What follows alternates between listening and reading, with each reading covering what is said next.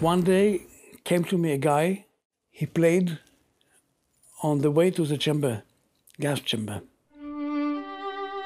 He stopped playing after the war, and as he has a grandchild, he wanted to repair the violin that he will play.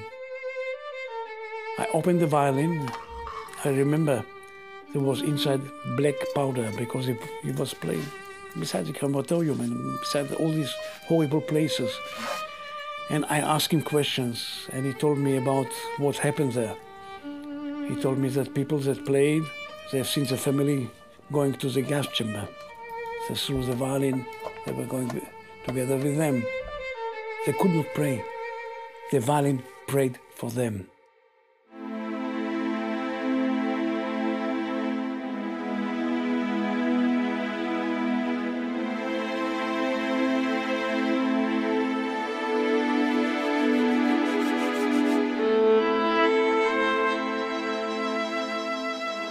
After the war, when all the atrocities that happened in Germany, in Poland, in other places arrived to Israel, this is the most difficult time of my life.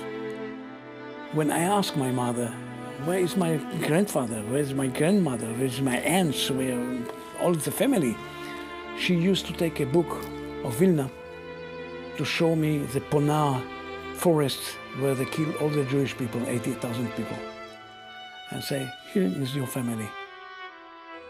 My father, when he learned what happened to his family, how he lost about 400 people, he never spoke again about the Holocaust, never.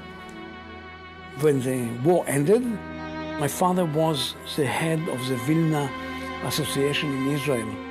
So many of the new immigrants who survived and escaped came to our house for the first day in Israel.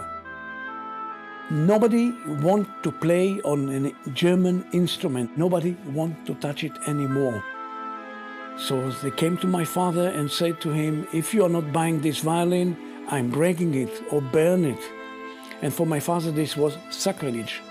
And he bought every instrument that people bring it to him. And he knew 100% he can never sell it again. He could not fix it, but he could not throw it away. Amnon's spirit is expressed in the way he works. He brings the violin more to life than they were originally made for. He calls me sometimes and says, listen, there are those two sisters who came here, old ladies, who buried the violin in Holland underground and took it out after the war. And they brought me that violin. I'm going to bring it back to life. The Holocaust is a story of death, but the Holocaust is also a story of hope, because many people survive. And the music was a part of it. When you know all the stories of the violin, you find that many violins brought hope with them. People that know to play very well and know to speak through the violin can tell you all the stories of the world. Each violin like this is a Jewish violin, 100%. So we're buying every violin like this or getting a gift every violin like this. We are restoring the violin, so now when you hear the violin again, he can pray. And if he can pray, he's talking for these people.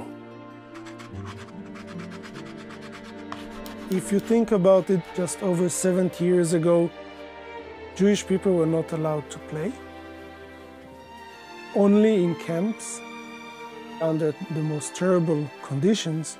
Today, we take these instruments to the biggest stages in the world.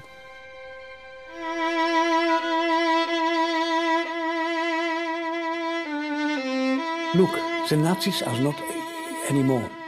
The violins, they are. And the violin are playing. And when they are playing, this is victory. And when it is victory, you cannot take it away.